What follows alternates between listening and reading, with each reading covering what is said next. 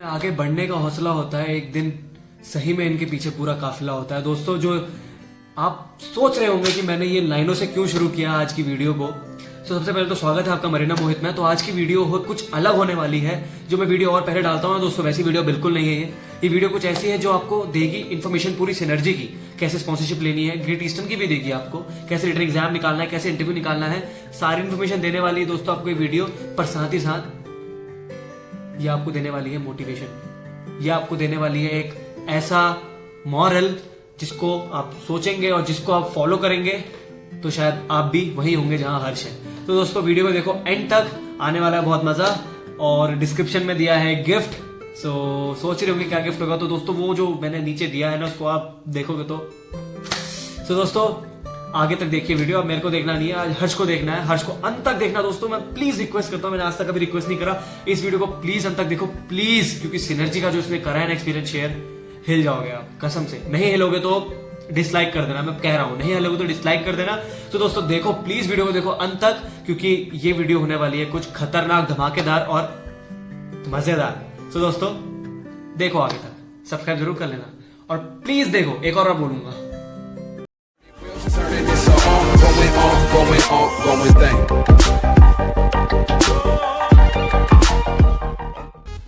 हे guys, तो बज रहे हैं सुबह के 10 और देर से सोया देर से उठा। लॉकडाउन ने रूटीन की पूरी बजा रखी है, बट क्या ही फ़र्क पड़ता है। तो मैं आज बताने जा रहा हूँ मेरी स्टोरी कि कैसे मैंने 12th कंप्लीट करने के बाद IMECT में की प्रिपरेशन की और how I got sponsored into Synergy Maritime. Hey guys, this is Harsh here. Recently मैंने 12th पास किया 2019 में और IMECT क्लियर करके मैं सिनर्जी मैरीटाइम ग्रुप से स्पॉन्सर्ड हूँ। और मेरा कॉलेज IMI है ग्रेटर नोएडा। और तो देखो ये मेरी कहानी है, मैं मतलब बहुत शुरू से शुरू कर रहा हूँ। तो मर्चेंट नेवी मेरा एक ऐसा जो मैं भी परस्यू कर रहा हूँ एज अ प्रोफेशन, ऐसा कोई डिसाइडेड नहीं था कि हाँ मुझे 12th करना है, इतने परसेंट स्कोर करने हैं, ये कंपनीज है। ये बहुत अनएक्सपेक्टेड हुआ है मुझे। तो basically as a PCM stream से जो रहता है उसको उन लोग का तो 2-3 चीज़ें ही मतलब रहती हैं करने के लिए, JEE कॉमन एंट्रेंस टेस्ट अलग अलग स्टेट्स के, और NDA जैसे कुछ एग्जाम्स SSR वगैरह। तो सेम मेरा भी था, JEE दिया, NDA दिया तो होना ही नहीं था। तो और IMECT भी दिया था। अब IMECT इसलिए दिया था क्योंकि मेरे दोस्त दे रहे थे कि भाई ऐसा ऐसा होता है, फील्ड है और अच्छा पैसा है, ज्वाइन कर सकते हैं। तो मैंने भी फॉर्म भर दिया। और ये टाइम था जून का जब मेरा एग्ज़ाम हुआ था। और फॉर्चुनेटली मेरा IMECT क्लियर हो गया था। मेरी रैंक थी 6321, हाँ 6321। अब हुआ ये कि स्पॉन्सरशिप जैसा कुछ मुझे पता नहीं था। तो एंग्लो में मैंने पूछा तो वहाँ पे बोला कि भाई नेक्स्ट बैच के लिए ले रहे हैं, इसमें तो कुछ होगा नहीं, ऑलरेडी उनकी सीट्स फुल रहती हैं। तो फिर इवेंचुअली ये डिसाइड हो गया था कि I have to pursue merchant navy as a career. तो पापा ने बोला कि भाई देखो जब तुम्हें यही करना है तो ड्रॉप लो, 1 साल तैयारी करो अच्छे से और अच्छी जगह पे जाओ। मतलब कोई घर पे मतलब ज़बरदस्ती नहीं है कि तुम्हें जाना ही है। तो डिसाइड ठीक है भाई, उठाओ 11th-12th की किताबें उठाओ, एप्टीट्यूड उठाओ, इंग्लिश उठाओ। और क्योंकि एक बार IMECT में दे चुका था तो मुझे पता था कि कैसे पूछ रहे हैं क्वेश्चंस, किस टाइप के आ रहे हैं। मैं पढ़ाई करना शुरू किया। समय बिता, फास्ट फॉरवर्ड जून जुलाई अगस्त 3 महीना पढ़ाई किया। और ये टाइम पे ऐसा था कि मेरे फ्रेंड्स लोग अलग अलग कॉलेजेस में जाके फ्रेशर्स पार्टी की फ़ोटो डाल रहे हैं, सब अच्छी चीज़ वहाँ प्लेस हो रहा है और मैं बैठ के पढ़ रहा हूँ। दैट वाज अ मतलब फ्रस्ट्रेशन होती थी। तो मैं बोला कि नहीं देखिए मुझे यार देखो ऐसा अप्स एंड डाउन्स आते हैं, but this is the time you have to no keep your chin up. और मैं पढ़ाई कर रहा था, बट एक चीज़ का बहुत डाउट था कि कब किस कंपनी की वैकेंसी निकल रही है, कब कौन सी कंपनी स्पॉन्सरशिप दे रही है, इसका कुछ पता आता मतलब कुछ पता ही नहीं था क्या हो रहा है, कैसे हो रहा है, और कौन कौन सी कंपनीज जो जिनका स्टैंडर्ड्स अच्छा है, जिनकी बहुत अच्छी इमेज है, इतना कुछ खास पता नहीं था। तो उठाया मैं कोरा। यार कोरा पढ़ो, मैं रेगुलरली बोल रहा हूँ कोरा पढ़ो, इंटरव्यू में बहुत हेल्प करेगा, इंग्लिश इंप्रूव होती है कोरा पढ़ने से। कोरा पे उठाया, पता चला कोचिंग सेंटर में बहुत सारी। तो मैं मेरा घर वालों को बोला कि हाँ मेरे को कोचिंग करनी है। अभी देखो मेरे घर वाले बहुत सपोर्टिव हैं, स्पेशली पापा का सीधा हिसाब किताब है कि मेरा काम है पैसा लगाना, मैं पैसे लगाऊंगा, पढ़ाई लिखाई का डिपार्टमेंट तुम्हारा है, तुम देखो, ठीक है ना, मेरे से जो बन पड़ेगा मैं करूँगा। तो मैं बोला कि अब देहरादून में कोचिंग करनी है, तो बोले ठीक है जाओ कोचिंग करो, तुम्हारे लिए अच्छा है, एक्सपोजर मिलेगा, स्पेसिफिक पढ़ाई क्या करनी कैसे करनी तुम्हें वहाँ पता चलेगी। तो सामान पैक किया, निकला देहरादून। ये टाइम था सितंबर का, हाँ 17 सितंबर को मैं गया था देहरादून। अब देखो देहरादून में पढ़ाई करना शुरू किया, मैं ऑलरेडी 1-1.5 महीना लेट था। जब मैं वहाँ पे गया तो मैं देखा कैलकुलस खत्म हो चुका है, फिजिक्स में इलेक्ट्रोस्टैट्स और मैग्नेटिज्म खत्म हो चुका है, केमिस्ट्री में ऑर्गेनिक ओके टाइप खत्म हो ही रखी थी, और इंग्लिश में जितने क्लासेस हो रही थी जैसे पर्सनालिटी डेवलपमेंट वगैरह की क्लासेस, वो सब मतलब एकदम बीच टाइम पे थी जब मैं गया था। It was the peak time जहाँ पे सिलेबस था अपने पीक पे था। तो कोप अप करना शुरू किया, वहाँ की शीट्स बनानी शुरू की रोज़ की रोज़, और टीचर लोग डांटते भी थे कि समझ नहीं आ रहा है क्या हो रहा है ये वो। और देयर वॉज अ टाइम कि यार मैं क्यों इतनी मेहनत कर रहा है यार, मस्त जाके स्पोर्ट्स कोटा है तुम्हारा, बीएससी में एडमिशन लो कोई कॉलेज में, 3 साल ऐश करो, मतलब ठीक है वो भी कर सकते हैं, क्यों इतना मेहनत कर रहे हो, बट ठीक है वो टाइम पे आपको डिसाइड करना है कि I have to make a choice कि मुझे ये करना है या ये नहीं करना है। एंड मैं यार ऐसा था कि देखो मैं ऑलरेडी पेरेंट्स को इतना मतलब क्या काइंड ऑफ उम्मीद लगा के आ चुका हूँ इधर, तो पीछे जा नहीं सकते, अब आए तो इधर करना है, नहीं हुआ तो अलग बात है, बट यहाँ पे आके हमारे को मुझे मेरा पूरा 100% एफर्ट्स डालना है। तो यार वहाँ से फिर फास्ट फॉरवर्ड ये टाइम था दिसंबर फर्स्ट वीक या नवंबर का लास्ट वीक। अब देखो IMU-CT के 1 महीने 2 महीने पहले ही ऑलमोस्ट सारी कंपनीज अपने स्पॉन्सरशिप देना कैडेट्स को शुरू कर देती हैं, और मैंने कंपनीज में फॉर्म भरना शुरू किया वहाँ पे। जैसे बताया गया मेरे PCM परसेंटेज थे 70, नॉट गुड बट अच्छी कंपनीज में जाने के लिए सफिशिएंट इनफ। तो वहाँ पे मैंने पहला फॉर्म भरा था ग्रेट ईस्टर्न का इंटरव्यू कॉल आया था मेरे को 4 या 5 दिसंबर को लोनावला। वहाँ पे गया, ग्रेट ईस्टर्न का इंटरव्यू दिया, 4-5 मिनट का हुआ, और टेस्ट वहीं पे दिया था देहरादून में, और वो क्लियर हो गया। वापस आया तो अभी ऐसा था कि देखो कंपनीज मैंने बहुत मतलब चूजी था कंपनी के लिए। अब the day I decided to join merchant navy, ये था कि जाना है तो एंग्लो ईस्टर्न मैरीटाइम एकेडमी में ही जाना है। मतलब वो एक होता नहीं, एक ब्रांड होता है कि एंग्लो ईस्टर्न में जाना है, तो ऐसा था। तो आई टेक मतलब मैंने ग्रेट ईस्टर्न को एज अ बैकअप रखा, तैयारी एंग्लो ईस्टर्न के हिसाब से की थी कि एंग्लो ईस्टर्न का इंटरव्यू निकालना है, एंग्लो ईस्टर्न का रिटर्न निकालना है, और करजत में कॉलेज है वहाँ पे ही एडमिशन लेना है।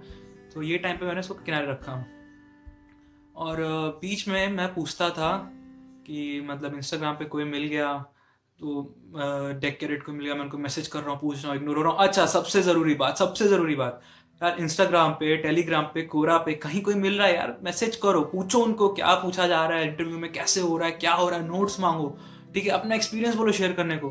क्योंकि देखो अगर मेरी फॉर एग्जाम्पल मैं अगर मेरी बात करूँ तो मैं लिटरली, मेरे को ऐसे लोग थे जिन्होंने मुंह पे बोला था कि यार तू क्यों बार बार मेरे पीछे पड़ा हुआ है, कंपटीशन इतना बढ़ रहा है, ऑब्वियसली तेरे को कोई बताएगा नहीं, फिर भी पूछते रहो। देखो हमारे यूपी में कहावत है, मजबूरी का नाम महात्मा गांधी, बन जाओ महात्मा गांधी यार। पूछो, कोई ईगो वो सब किनारे डालो, पूछते रहो यार, जानकारी बांटने से बढ़ेगी, तुम्हें पूछना पड़ेगा। ये टाइम ऐसा नहीं कि कोई तुम्हें सामने से आके बताए क्या हो रहा है कैसे हो रहा है, तुम्हें खुद पता करना है सब। तो वो टाइम में मैं पूछता रहता था। अब देखो कंपनीज का एक वो, जब देहरादून में हॉस्टल में हम लोग, मैं मेरे फ्रेंड्स जब बैठ के ऐसा ग्रुप में बात करते थे, तो होता ऐसा था कि मुझे पता है मेरा एंग्लो का लेवल है, एंग्लो जाएंगे हम लोग, ठीक है, एंग्लो मतलब it is good for me.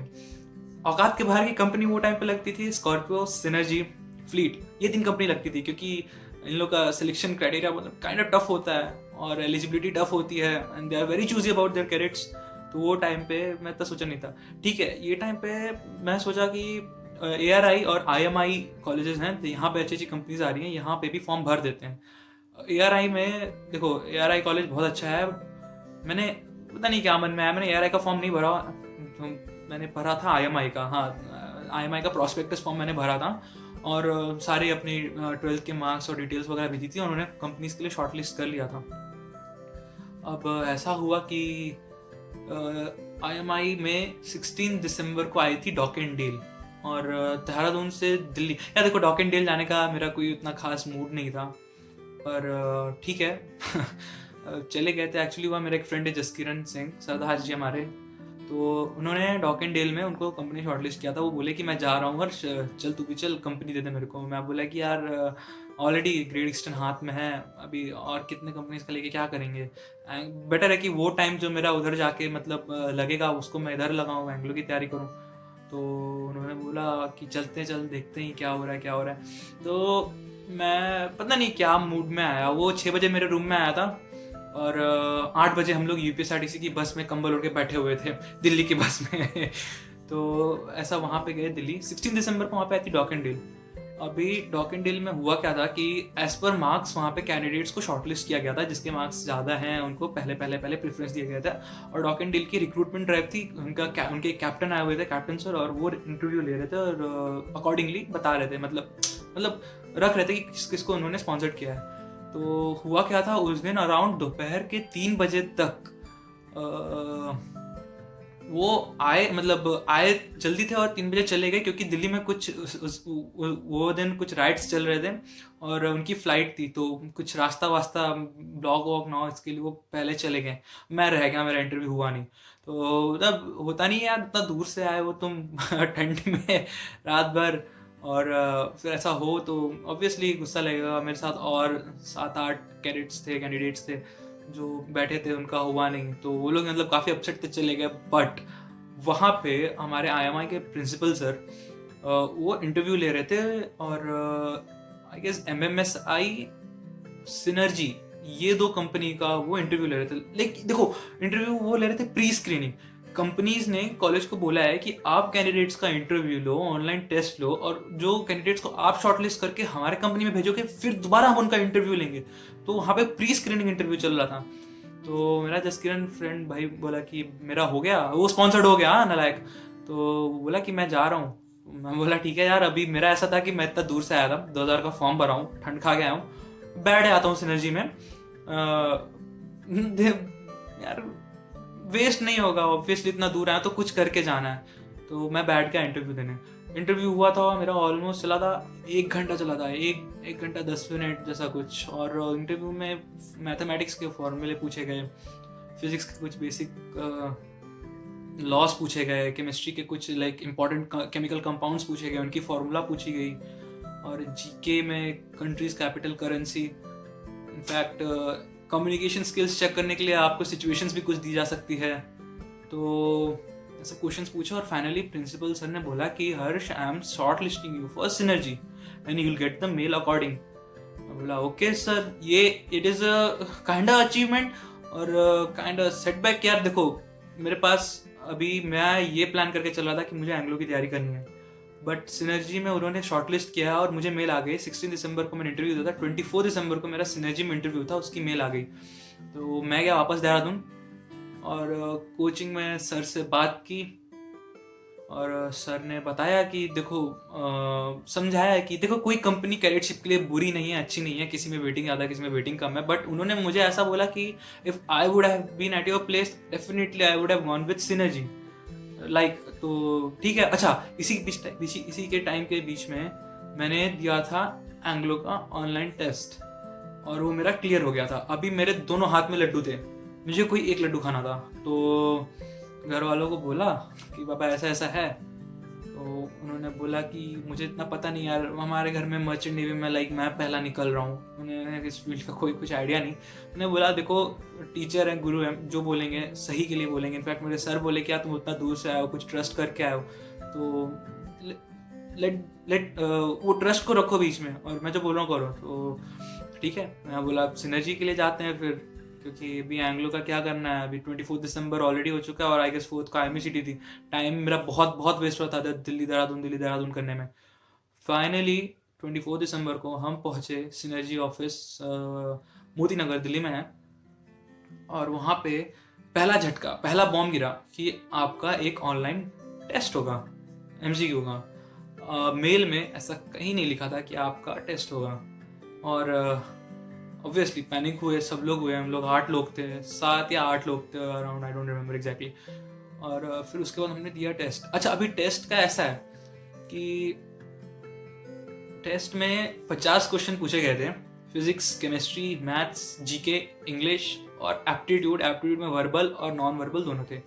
Condition ये हमें बोली गई थी कि आपको 60% से ज़्यादा स्कोर करना है। मेरा एक फ्रेंड था, एक्चुअली फ्रेंड नहीं था, वहाँ पे ही फ्रेंड बना था, अंकेश, बिहारी गाय। तो उन्होंने बोला कि यार 30 के ऊपर कर देंगे तो हो जाएगा। बोले ठीक है, 30 के ऊपर तो करना ही करना है, कैसे भी करके जय माता दी शुरू करो। तो हमने देना शुरू किया और अराउंड 45-50 मिनट्स में हो गया किनारे। तो रिजल्ट्स अनाउंस हुए तो अंकेश ने स्कोर किया था 72%, मैंने स्कोर किया था 68%। और क्लियर कट में जो 60% ज़्यादा स्कोर करना था सिर्फ हम 2 लोग थे, और भी 2 लोग थे जिनके 60% से कम थे, बट उनको रखा गया था। हम लोग 8 थे, बाकी 4 को बोल दिया टाटा बाय बाय घर। अब हम चारों का हुआ इंटरव्यू, जिसके परसेंट ज़्यादा थे उसके अकॉर्डिंगली बनाते हैं यार। सिनर्जी में इंटरव्यू मेरा हम लोग का हुआ था वीडियो कॉल पे, वीडियो कॉन्फ्रेंस पे। अभी वहाँ पे मार्कशीट वगैरह लेके स्कैन करके भेजी गई। मार्कशीट से याद है, देखो मैं नेशनल्स खेला बैडमिंटन का, मेरे पास सर्टिफिकेट्स है यार। अगर आपके पास कोई भी को curricular activity, sports, music, beat, anything, अगर उसके सर्टिफिकेट्स हैं प्लीज अटैच करो। इंटरव्यू में बहुत फर्क पड़ता है। मतलब इट शोज कि यार you are not a bookworm, आपके पास कुछ और स्किल्स है जो आप पोजेस कर रहे हो rather than just going to the books. तो वो इंटरव्यू हुआ मेरा यार। इंटरव्यू में देखो, इंटरव्यू की अगर बात करें तो इंटरव्यू मेरा ऑलमोस्ट हुआ था 1 घंटा, और उसमें क्वेश्चंस पूछे गए थे, बहुत अच्छे अच्छे क्वेश्चंस पूछे गए थे। अभी क्वेश्चंस तो एग्जैक्टली मेरे को याद नहीं, but if I still try to remember it.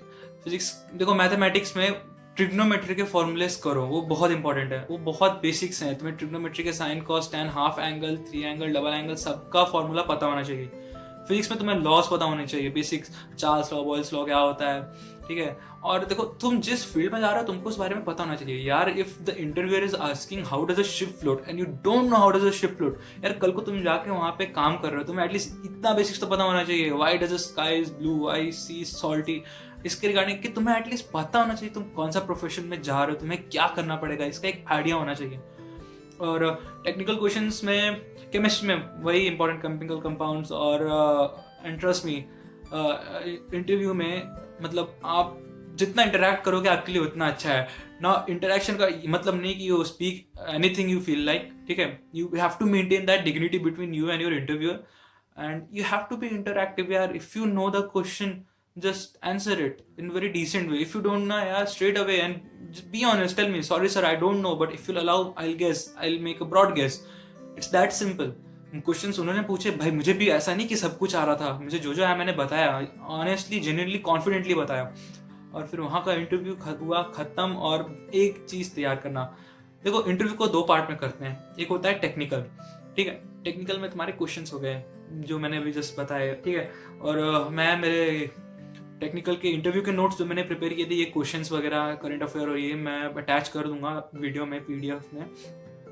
और दूसरा पार्ट होता है non technical. Non technical is very limited thing, ये आपको खुद ही तैयार करनी है। लाइक इंट्रोड्यूस योर सेल्फ, और why should I select you, और मतलब व्हाट इज योर वीकनेसेस, ठीक है, व्हाट इज योर स्ट्रेंथ, और most important, why do you lot to join merchant navy. यार देखो मेरा 1 घंटे के इंटरव्यू ऑलमोस्ट 15-20 मिनट्स का इंटरेक्शन सिर्फ इस पे हुआ था कि why do I want to join merchant navy. देखो बी ऑनेस्ट, ठीक है। अगर आप बोल रहे हो कि आप मर्चेंट नेवी ज्वाइन कर रहे हो क्योंकि आपको एडवेंचर चाहिए, ओशंस आपको, आप फोटोग्राफर हो, ओशंस आपको अच्छे अच्छे क्लिक्स देगा, और आपको दुनिया घूमना है, तो all these are bullshit. And trust me, you have to be honest. सब लोग मर्चेंट नेवी पैसे के लिए ज्वाइन करते हैं, and just straight up tell them, sir मुझे मर्चेंट नेवी ज्वाइन करना है क्योंकि मुझे पैसे कमाने अच्छे खासे, और मुझे लाइक मैंने बोला था कि सर मुझे 9 to 5 डेस्क जॉब पसंद नहीं है, ठीक है। तो उन्होंने बोला कि ओके ठीक है, बट यू नो इधर 40-50 आवर्स लगातार काम करना पड़ता है, then how can I manage. And trust me, interviewer का गोल मतलब ये नहीं होता है कि आपको परेशान करे, आपको हैरास करे, बट अल्टीमेटली आपको, आप जो बोल रहे हो उसमें आपको क्रॉस क्वेश्चन करे, आप जो बोलोगे उसमें आपको क्रॉस क्वेश्चन करेंगे।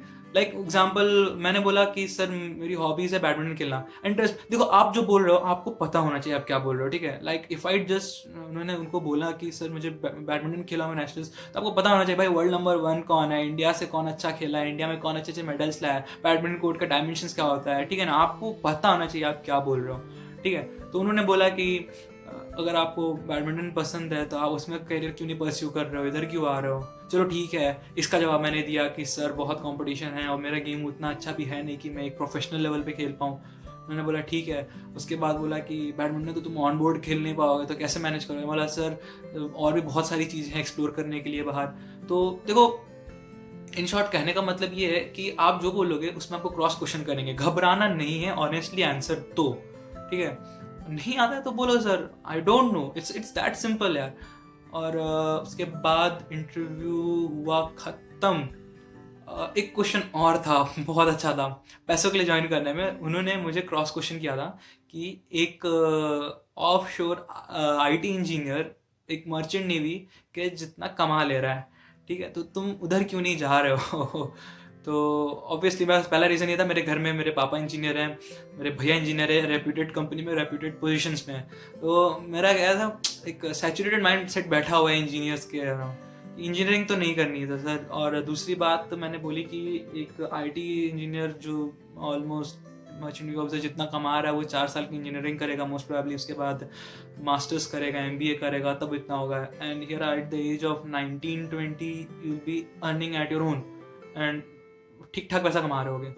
तो उन्होंने बोला ठीक है। और क्वेश्चंस था कि तुम्हारे पापा इंजीनियर है, तुम्हारे भैया इंजीनियर हैं, तो तुम क्यों नहीं आ रहे हो? उधर जाओ, अच्छा खासा रेफरेंस लग सकता है, जॉब लग सकती है, ये सब चीज़ें नॉर्मल है, तुम्हें जो तुम जेन्यून रहो और बोलो। दूसरी बात, इंटरव्यू हुआ ख़त्म, हम लोग को बोला गया, हम लोग 8 थे, 8 से 4 हुए, 4 से 2 हुए, मैं और मेरा दोस्त अनकेश द बिहारी गाई। और हम लोग 2 लोग ही सिर्फ इंटरव्यू क्लियर किए थे। अब हमें एक फॉर्म भरवाया गया और हमें बोल दिया गया कि आपको फर्दर इंस्ट्रक्शंस आ जाएंगी कॉलेज से कि क्या करना है मेडिकल वगैरह के लिए। वो मेल आई। अब था बिग टास्क, IMU CET। इतनी मेहनत किए, अलग अलग कंपनीज में बैठे, इंटरव्यू दिए, रिटन दिए, किसी का क्लियर हुआ, किसी का क्लियर नहीं हुआ, स्पॉन्सर्ड हो। अगर आपका IMU CET क्लियर नहीं हो रहा है तो ये सब वेस्ट हो जाएगा, इट इज़ वर्थलेस।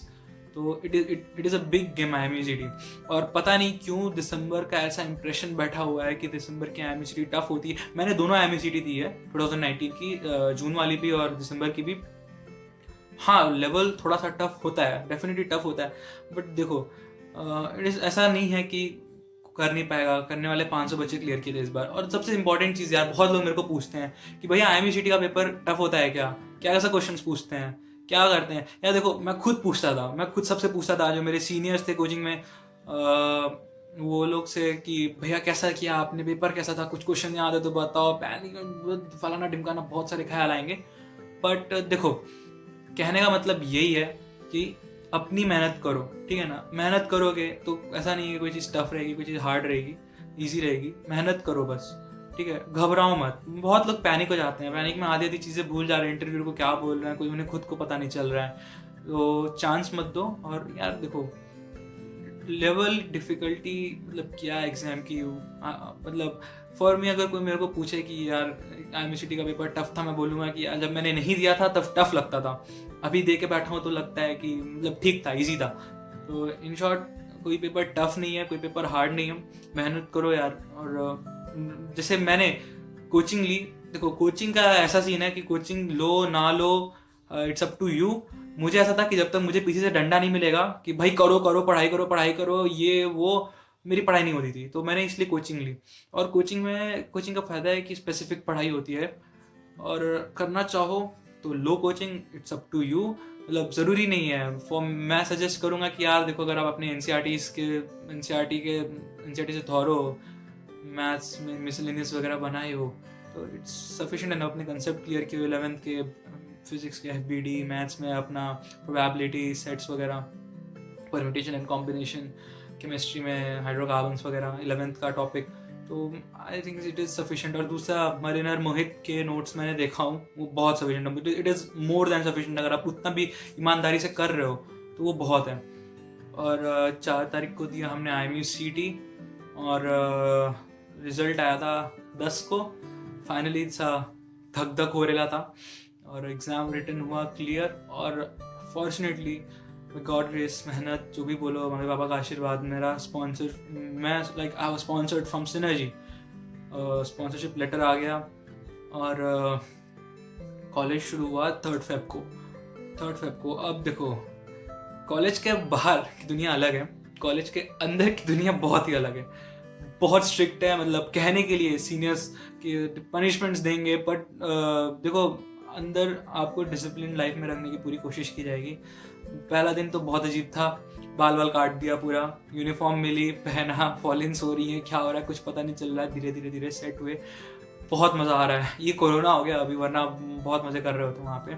सीनियर्स बहुत हेल्पफुल रहेंगे, आपको भी कॉलेज में जाओ, आपके सीनियर्स भले आपको पनिशमेंट दें और आपको लगेगा पहले दिन आपको ऐसा ही लगेगा कि यार ये कौन है, क्यों मेरे को कर रहा है, बट ठीक है, अब थोड़े टाइम के बाद ना they are going to be your best friends. Like you have to maintain that dignity between seniors and juniors, but हाँ, तो ये था पूरा एक्सपीरियंस। अब देखो पते की बात करते हैं, सब बहुत बताया मैंने क्या हुआ कैसे हुआ। अब देखो 2-3 चीज़ें दिमाग में रखना बहुत मैटर करेंगी।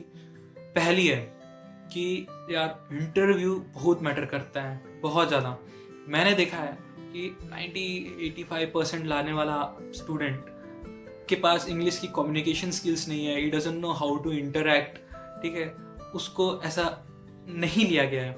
60% पाने वाला एक एवरेज PCM स्टूडेंट को बहुत अच्छी कंपनीज में स्पॉन्सरशिप मिली हुई है। तो यार इंटरव्यू मैटर करता है। अभी इंटरव्यू के रिगार्डिंग मैं डाल दूंगा क्वेश्चंस जो मैंने मेरे खुद के लिए प्रिपेयर किए थे और इधर उधर से पूछ के। और दूसरी चीज़, यार देखो कभी ना ऐसा लो फील मत करो कि अब नहीं होगा, या फिर at this point of time इतना कंपटीशन बढ़ रहा है, कंपनीज अपनी सिलेक्शन प्रोसीजर टफ करती जा रही हैं। यार देखो आपको सिर्फ एक सीट चाहिए, तो आप अपनी प्रिपरेशन उस हिसाब से करो। तीसरी चीज जो मैंने सीखी ये सब से, कि लाइफ में सबको सब कुछ नहीं मिलता है। दैट मीन्स मैं हमेशा फ्रॉम द डे वन जब से शुरू किया था तो मेरा था कि मुझे जाना है Anglo. I ended up in IMI synergy में। तो ये सब चीज़ें आपको पता होनी चाहिए। और रिगार्डिंग दिस देखो बहुत सारे मरीनर्स के चैनल है यूट्यूब पे, आप वीडियो डाल रहे हो, कोई उसको अच्छी चीज़ में ले रहा है, किसी को लग रहा है कि आप फेक हो, it's totally up to you, आपको क्या लगना है। और आप देखो मेरे को मैसेज करो, लॉकडाउन का टाइम है, ये टाइम को यूटिलाइज करो जितना ज़्यादा यूटिलाइज कर सकते हो, ठीक है ना। कॉलेजेस सारे एडमिशन बंद है, इट इज़ काइंड आपको फ्री टाइम मिला है, ठीक है। आप बुक्स उठाओ, ब्रश करो अपने आप को उसके अकॉर्डिंग, और प्रैक्टिस करो, और मस्त IME CT देके क्लियर करो, अच्छी कंपनी से स्पॉन्सरशिप लेके किनारे निकलो।